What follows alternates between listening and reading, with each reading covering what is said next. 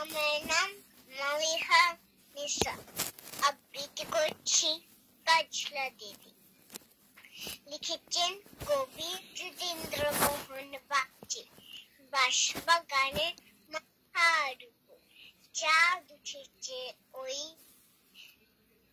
মাগো আমার সুলভ বলা কাজলা দিদি কই।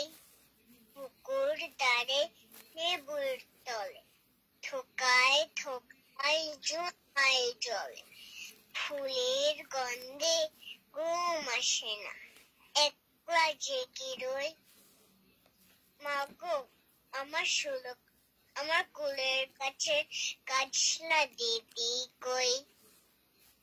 সেদিন পথে কেন মা আর দিদি রে না ডাকো। দিদির কথায় আঁচল দিয়ে মুক্তি কেন ডাকো। খাবার খেতে আসি যখন দিদি বলি ডাকি তখন। উপর থেকে কেন মা আর দিদি আসে না কো। আমি ডাকি তুমি কেন চুপটি করে থাকো। বলো মা দিদি কোথায় গেছে, আসবে আবার কবে। তাও যে আমার নতুন ঘরে পুতুল বিয়ে হবে। দিদির মতন ফাঁকি দিয়ে আমি যদি লুকুই গিয়ে, তুমি তখন একলা ঘর কেমন করে রবে। আমিও নাই দিদিও নাই, কেমন মজা হবে। বইটা পাতে গড়িয়ে গেছে শিউলি গাছের তল। মারাসনে মা পুকুর থেকে আনবে যখন জল।